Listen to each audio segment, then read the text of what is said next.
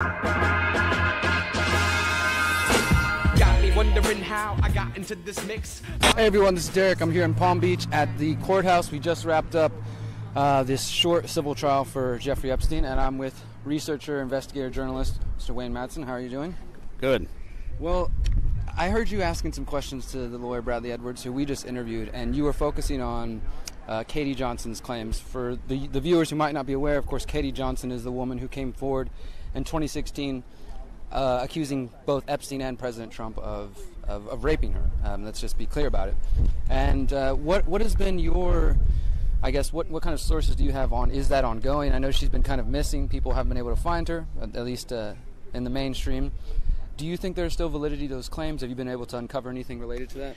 Yeah, first of all, we know that it was stated here that many more victims now are they will come forward because they've been living in fear. Epstein has these high-priced attorneys, Ken Starr, Alan Dershowitz, Roy Black, as somebody during the hearing today talked about these stars, these attorneys. So how do you if you've been through a life like they've led and with these terrible things that have happened to them, how do you hope to even try to bring anything forward going against these type of people? But similarly to the women here in Florida who are Epstein's victims, there are victims around the country. In 2016, 2 lawsuits were filed by Katie Johnson, who was then known as Jane Doe, in California. One was in California. The judge said, look, the defendants are Donald Trump and Jeffrey Epstein, a resident of New York City, refile in the federal court there, which happened. Judge Ronnie Abrams, who was assigned the case, scheduled an in-court conference with, she wanted Epstein, Trump, of course Katie Johnson would have been there. That was supposed to have been on December 16th, 2016, the same day that the Electoral College validated Trump's election victory. But right before the election, Katie Johnson, who was supposed to do a news conference with her attorney Lisa Bloom, canceled because of death threats she received, members of her family received. People in the alt-right movement apparently had doxed her, found out where she lived. They even threatened her grandparents. So in her filing, Katie Johnson's filing, she talks about when she was 13 years old that Donald Trump and Jeffrey Epstein sodomized her and a girl named Maria, who was 12 years old. And, the question is, who's Maria? Where is Maria? What happened to Maria?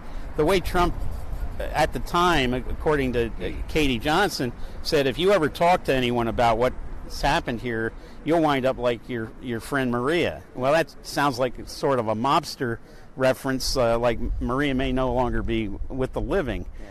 She is still, thankfully, living, and she's been hiding in fear ever since. She was abducted from Waterbury, Connecticut in 1993 and somehow trafficked eventually into Manhattan, where she wound up in Jeffrey Epstein's home, where he actually stabled these young girls, these young underage girls, and then would call on them for these sex orgies in several cases with Donald Trump. So I just spoke with Bradley Edwards, and I asked him, in regards to these claims, if he had any new details or anything. The only thing he could share at this moment was he said that when he started investigating in 2009, when he reached out to Trump was one of the few people, I guess, to actually say, hey, I'm available, here's what I got, and gave him some information that he was able to confirm. Obviously, that doesn't mean that the other things didn't happen, but do you think it's possible that if Trump became so willing to speak... I think he's also a Trump supporter. Well, just outside of that, do you think it's possible that Trump may have been trying to sell out Epstein, and it's kind of like, hey, I'm going to bury him? Well, of course, Trump, we know now more about his personality than we did ever in the past. He only looks out for himself.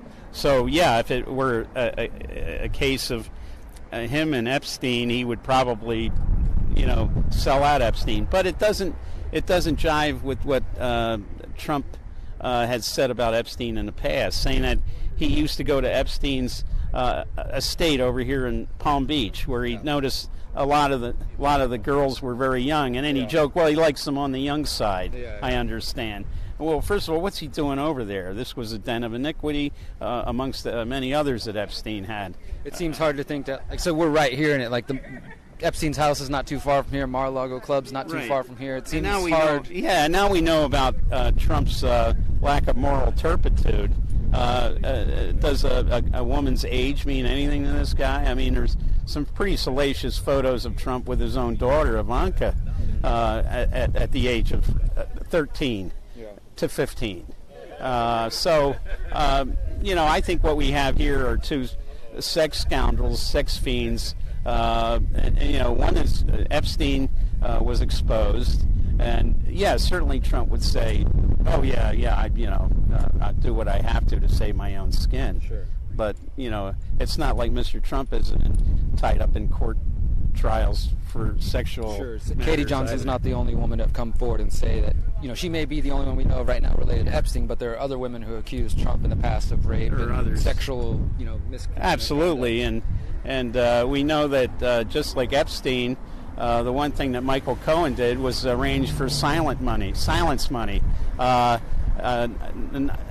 similar to a non-prosecution agreement, but a non-litigation agreement. If you don't sue me, you just pay her off. So whether it's Stormy Daniels or anyone else, this is how Trump operates. Apparently, this is how Epstein operates. All right. Well, thank you so much for your time. Sure. Anything else you'd like to leave the audience with, where they can find your work, what you're working on? Oh, my website is WayneMadsenReport.com, and I've been working on this story involving the Epstein mansion in Manhattan for several years now, and we may see now some more movement to find out what actually went on up there, and maybe some of the victims.